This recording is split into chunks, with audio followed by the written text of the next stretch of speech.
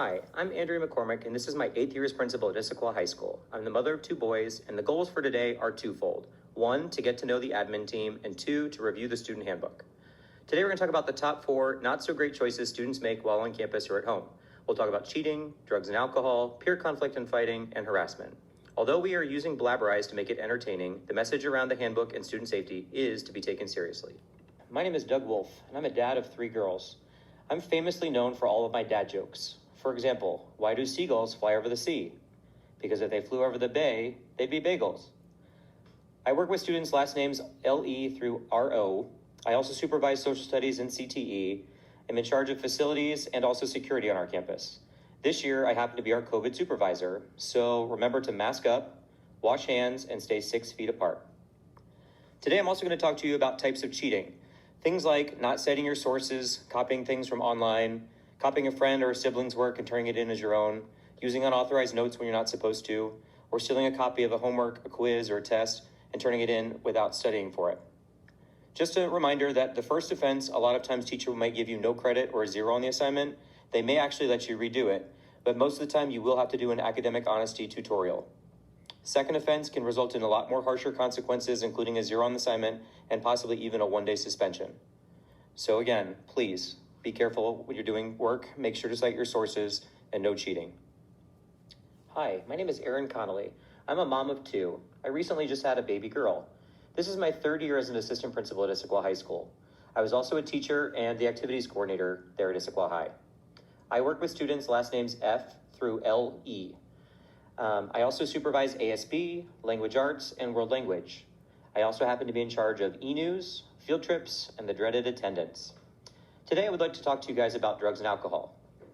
This means any alcohol or drugs, even prescription medication. Again, under no circumstance should you be sharing or giving anyone any medication on our campus. All meds, if you have to take some, need to be given to our school nurse for the proper distribution. We have a 0 tolerance policy when it comes to drugs and alcohol on our campus. This means also at things like sporting events, at dances, or even in cars. That also means for those of you guys that park up by Evans Street, again, that's very, very close to campus. Any suspicion, please remember if you see something, smell something, or hear something to report it to administration. We do also have an anonymous tip line on the back of your student ID. Some consequences: the first offense, you would possibly get a 10-day suspension and a drug and alcohol assessment. A second offense could possibly be a semester or 90-day suspension. Please do not hold something for a friend, as you will also get these same consequences, even though that they may not be yours, but that they still have to be in your possession. Hi, my name is Mark Jurgen-Zamuda. Most of the students call me Mr. JZ. This is my 4th year at Issaquah High School. Some say I look like a mini version of Mr. Wolf. I work with students' last names A through E. I supervise the math and the performing and visual arts departments. I'm also in charge of testing, athletics, and student recognition. Today I'm going to talk to you about peer conflict and fighting. If you're having a peer conflict with a peer, please let your teacher, counselor, or administration know. Posting inappropriate things about fellow students on social media can also get you into trouble. By high school, you should be able to use words to solve conflict. Please remember that fight instigation, including planning a fight, encouraging a fight, are also against the rules and can result in consequences. Even filming a fight or distributing that film or that picture may also result in consequences. What are the consequences? Well, that depends on the severity of the situation and the role you had in the fight. Most typically, the range would be a 3-day suspension or possibly even expulsion. Also, there may be the possibility of arrest for assault. So please, if there's ever a fight, make sure that you tell administration right away. Hi, my name is Tammy Unruh. This is my 3rd year as an assistant principal at Issaquah High School. I used to be a principal over in the Kent School District. I happen to work with kids' last names RU through Z. I supervise the ELL, special ed, and science departments. Today I'm going to talk about harassment. Harassment covers a wide range of behaviors of an offensive nature. It is commonly understood as behavior that disturbs or upsets, and it is characteristically repetitive. In the legal sense, it is behavior that appears to be disturbing or threatening. Intent versus impact. Even if your intent is to be funny or to express your opinion, the impact is what matters. You need to consider possible impact of your words and actions on others.